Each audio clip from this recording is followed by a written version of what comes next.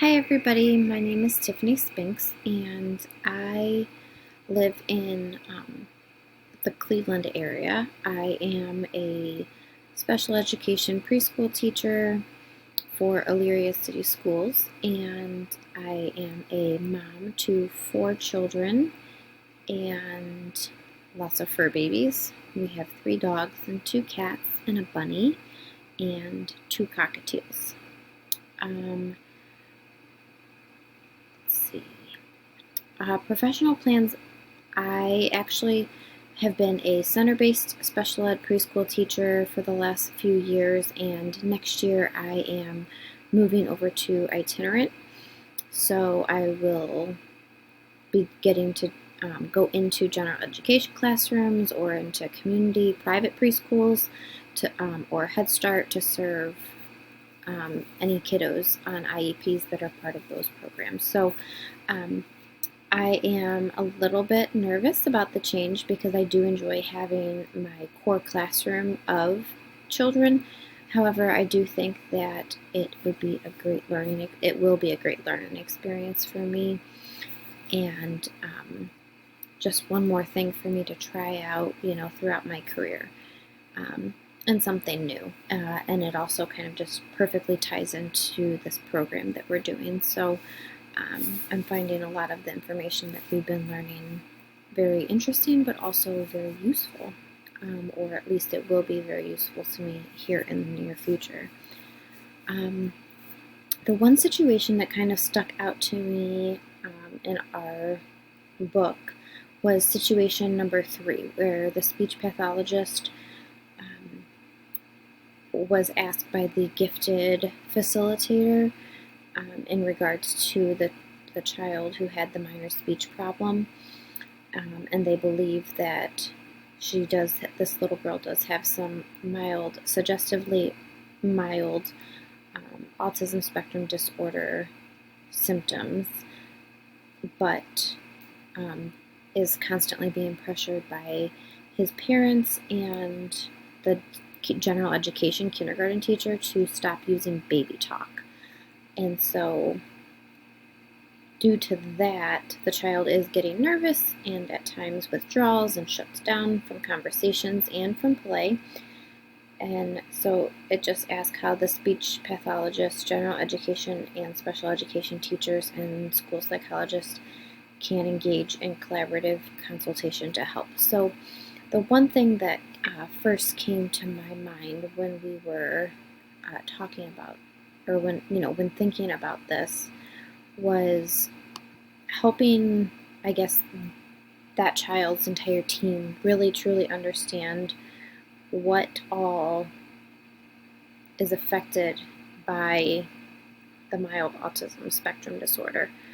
Regardless if the child is gifted, there can be, the word spectrum is that it's there for a reason, right? So it can affect every child of varying degrees. And some children, can be gifted in some areas, but then really struggle in other areas. And so just helping everyone to get on the same page, and so they understand, what the mild autism symptoms could be, and then how they could help them. So some of the things that I was thinking, is like social skills and training, not only all of the teachers that work with the child's team, but also the students in the class. And I know that's a typical part of, or at least it should be a typical part of the kindergarten classroom, is the social emotional development piece. And so a lot of that is, teaching those social skills, and how to interact and how to play, and how to use your words when frustrated. So the occupational therapist a lot of times can help children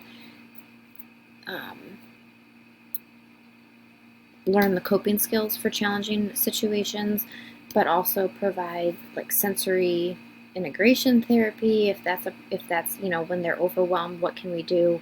Is it a sensory thing, even a sensory diet to help them respond to sensory input in more appropriate ways? So maybe that's, something to do with the baby talk, or that's their, default, or maybe that's, I'm not sure the situation, but it could be just that that's, they have that speech delay. And so in that case, then the speech therapist could really work on, speech and language and pragmatic language skills in order to help him to communicate and understand others more easily. So, helping him understand that conversation. Maybe it's the cues, maybe it's nonverbal cues, body cues, all of those different things that take place that aren't language, but they're important to how we perceive language. And so all of those different things, do come into play. And so just getting everybody on the same page and coming up with a plan on how to help that child specifically, in order to help him succeed and, not feel defeated and made fun of, and to really, for the teachers and the parents to understand where that delay is coming from and why, and how to help him through that and encourage him instead of making him feel bad and then him shutting down completely. So just kind of really focusing on how to support him where he's at and to continue helping him, grow forward.